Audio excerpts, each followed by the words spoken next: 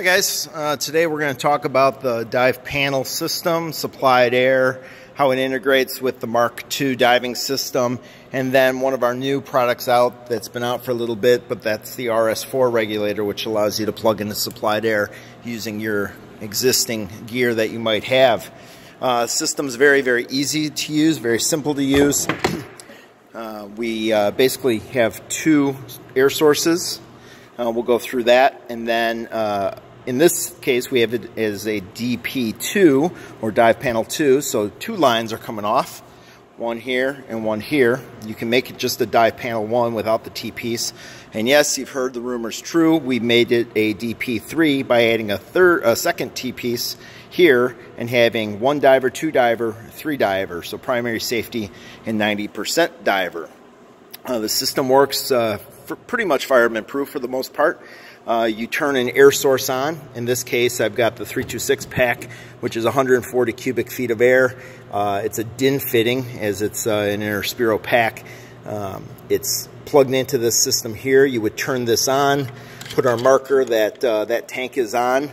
Make sure your valve here is closed before you turn the system on. It's going to turn and charge the system, and with that, it charges the system up. You're going to hear the whistle will stop.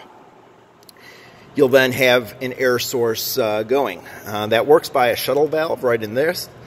It pushes to the opposite side of the uncharged line and gives you that air. When the whistle goes off at roughly 700 to 800 psi, you're going to get that whistle activated. You would just simply turn off this tank and then turn on your other air source. Now, how quickly will you run out of air? Through some of the tests and trials that we've done, it's a high pressure system. I've ran anywhere from about 5 minutes up to 15 minutes of air still in the line. So your diver's not going to run out of air. So yeah, so the diver definitely will not run out of air. When you switch over, it's going to take the higher pressure and push that shuttle valve back in that direction. You can then take this tank off and replace it and continue your dive, and then you would switch your little token saying, hey, this one's open here, and that would make notice there. Now, the way I have this set up is DIN. You can go with any standard SCBA, CGA fitting. So whatever is going to fit into that, whatever size bottle. Man, I've seen little tiny confined space air bottles used, old Scott, MSA, Draeger, so on and so forth, and of course Interspiro bottles with the DIN fitting. But that right there gives us in the fire service the best of ability. There's also a scuba adapter that you can use, so if you have a lot of scuba tanks. This one we have set up with a double male that goes into our trailer or the squad, where we have two low pressure tanks, 6,000 psi bottles, two of those. On the new squad, you're going to have 200 foot of reel line that's going to come down and plug right into the system, so you're going to have a lot of air capabilities. Your comm hooks into here. Today we're using the MK7 by OTS, our partners in crime there. We have the Y splitter that I picked up from Dive Rescue International, so we can put 3 divers on this, so primary safety and 90%er if we choose to. Wow, so from there, it goes from our line down to our diver. Here we've got 200 foot in the bag of high pressure line. Its tensile strength is 2,200 pounds braking, so we'll always hook into a chest harness. We never want to pull on the regulator itself. We'll always want to pull on that chest harness. It then goes into the block. From there, the P+ regulator here does all the work. It auto-regulates at depth. So nobody needs to be on that panel regulating your depth and your air pressure. It automatically does that. The neat thing here that's important to know is that when you're plugged into supplied air, it's feeding this line, which is your mask line. It goes right to your face. Hypothetically, you blow this line out, or you have a problem with one part. Maybe you run into rebar and you shatter your mask.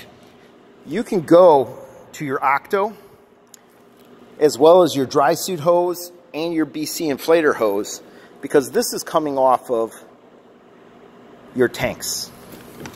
It's coming off your tanks. The way the regulation system is set up, it's redundant and it's there for a purpose.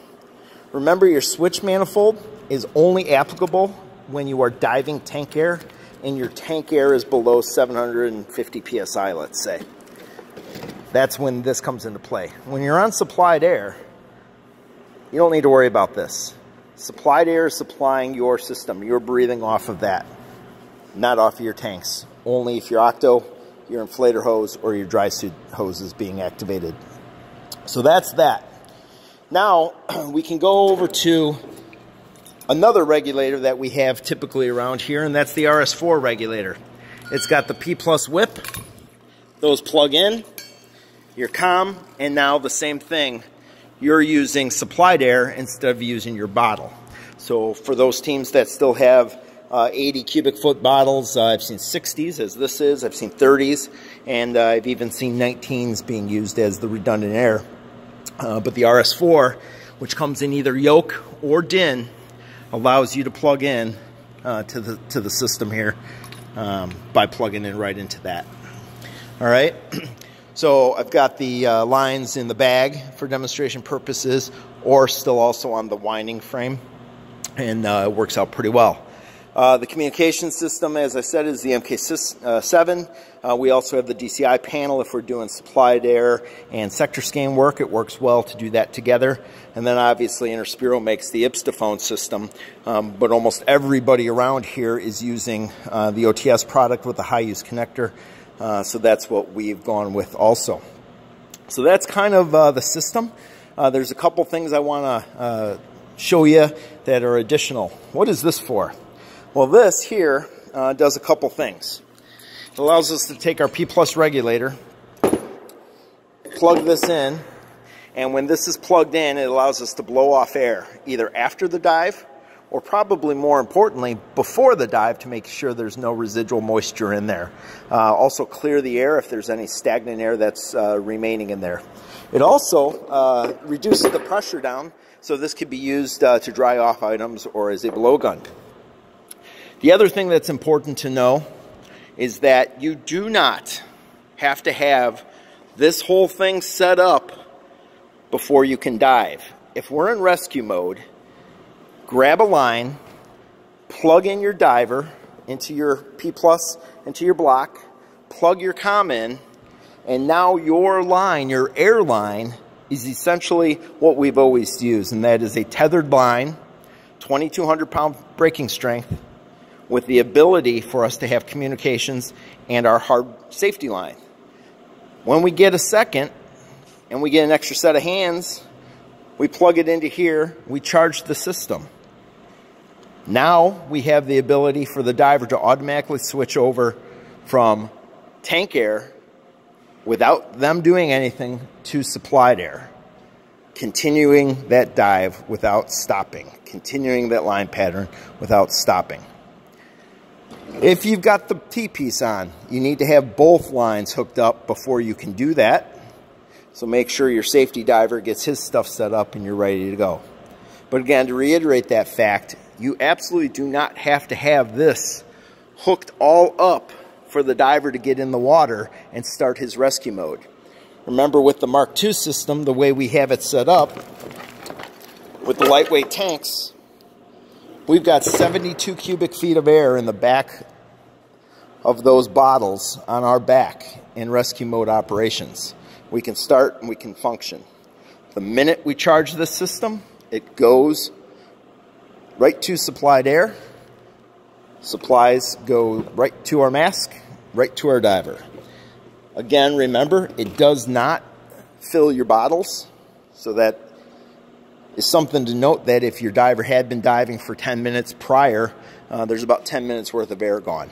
Alrighty, if there's any questions, shoot me a message. Thanks.